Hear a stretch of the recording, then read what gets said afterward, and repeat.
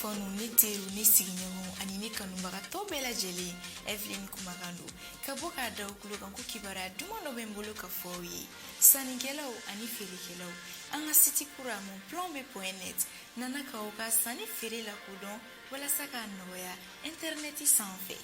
feerefɛn koro walima a occasion a mana kɛ finiw ye samaraw walima parfum ordinatɛrw telefoniw sow armoire walima liw ali concert ticket ani restaurant commande o bɛɛ bɛ sɔrɔ yɔrɔ kelen pewu monplomb.net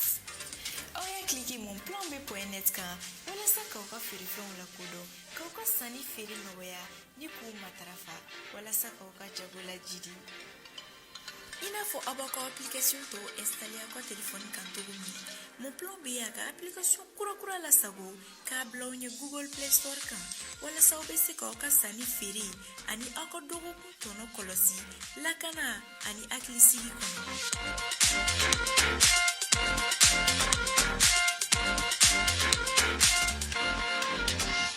Bi février kalo tile 5 ye san 2021 aw minnu ma filɛ sanga n'a ka wagati an ka bɔlɔ kana la Mali kɔnɔ fo ka taa se Mali kɔkana ma an bɛ aw bɛɛ fo aw ka wagati o cogoya la aw tun bɛ k'aw ka kunnafoni min ma kɔnɔ ni ye o waati seli Mali kunnafoni.net ale jabarani kan a y'aw bisimila.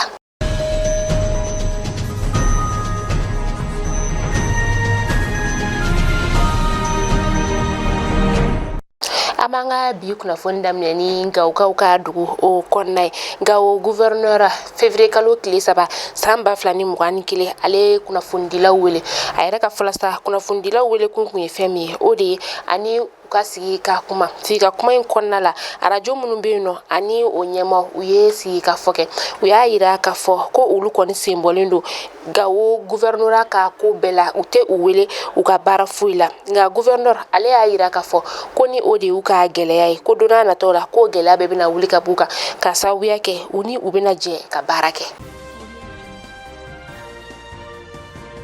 Comité stratégique M5 RFP ulu fana ye u ka fɛla ni ka o yira kunnafonidilaw la kunu alamisa février kalo tile 4 san 2021 a kuma kɔnɔna la sa a bolila fɛn min kan o de ye politiki ko fo ka taa se nafolo ko an ka jamana o kɔnɔna la mouvement M5 RFP u y'a yira ka fɔ ko an ka jamana kɔnɔna la nɔ k'ulu ye kɛlɛ min kɛ walasa an ka jamana ɲɛmaakɔrɔ n'o Ibrahim Boubacar Keita ye ale bɛ se ka taa cogoya min na k'a bɛ komi n'a fɔ o kɛlɛ kɔni o ma fɛn ɲa ka sababuya kɛ Ibrahim Boubacar Keita ko taara maa minnu ye a nɔ labila ko o maa ninnu kɔni fana ni Ibrahim Boubacar Keita bɛɛ ye kelen o de la Choguel Kokala Mayiga a y'a laɲini a ka cɛdenw fɛ ko bɛɛ lajɛlen ka to faralen ɲɔgɔn kan don n'a nataw la ko wɛrɛ bɛ se ka bɔ a ko kɔnɔna la o de la tuguni Choguel Kokala Mayiga a tila tuguni k'a fɔ ko olu tɛna jamana in to maa bolo maa minnu bɛ fɛ ka jamana in kɛ u sago ye ni maa o maa k'i y'a laɲini k'i bɛ jamana in kɛ i sago ye i bɛ olu jɔlen sɔrɔ i ɲɛ i ka sira la. Administration territoriale ministry ale fana ye musaka fɔ musaka min ni a kan ka don kalafiliw koɲaw la don n'a nataw la sa a musaka yɛrɛ bɛɛ bɛ t'i jɔ sefa wari miliyari 88 na a tilala ka fɔ tuguni ko sefa wari 68 ko o kɔni bilalen don ka kan ka don kalafili la jamana ɲɛmaa kalafili wasaden kalafiliw an ka sigidaw la ani togodaw olu nafolo kan ka taga o la.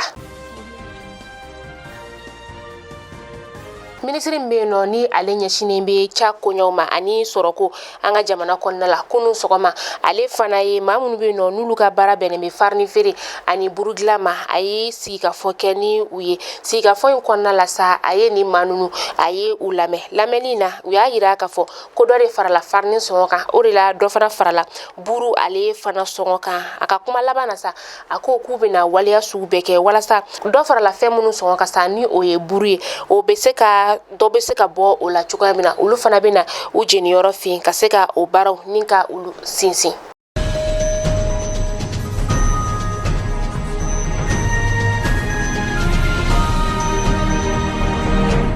an bɛ bɛ taa kɔkan kibaru la Etiopikaw olu fɛ yen nɔ sa u ka fanga sinamatɔ maa 24 de bɛ minnu n'olu bɛ kasobon o kɔnɔna la nin ye a siɲɛ caman de ye n'u bɛ u ka kiri k'a bɔ a dɔgɔkɔrɔ o de la sa u ka cɛ dɔ bɛ yen nɔ n'o ye Jawar Mohammed sa Jawar Mohammed ale ni a jɛɲɔgɔn u bɛ kaso in ale kɔnɔna la nin ye kalo 8 u dogun kɛra fɛn min sa o de ye k'a fɔ k'u ye banbagaci wale nin ka o kɛ ani tuguni ka maaw nin ka olu ɲumakin ka kɛ tiɲɛni kan u ka kiri bɔtɔ a dɔgɔkɔrɔ sa u ye wala wɛrɛ kɛ walasa u ka kiri bɛ se ka kɛ cogo min na ni o de ka dɔgɔkun 1 kɛ u tɛ dumuni nin ka o kɛ kasobon o kɔnɔna la ka kɛ ni u ka kalafili nata yɛrɛ sa ni o bɛna kɛ juin kalo daminɛ la.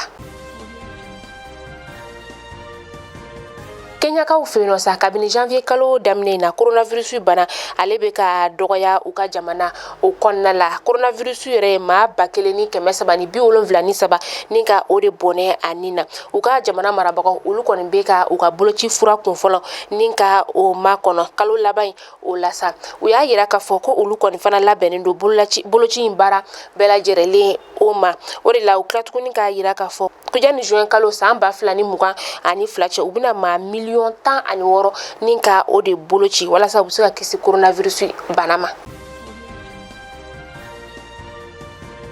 Mali kunnafoni jabarani lajɛbɔ nin kunnafoni de tun bɛ an bolo kɔrɔ bi ni k'a da aw tulo kan aw ni ce aw ka lajɛliko ɲuman na n'Ala m'an ka jɔnya joona an bɛ ɲɔgɔn sɔrɔ yan nɔ tɛnɛn don ka kunnafoni kura wɛrɛw ni ka olu da aw tulo kan aw ni ce aw ka lajɛliko ɲuman na Ala ka juma tɛmɛ ko ɲuman di an bɛɛ ma.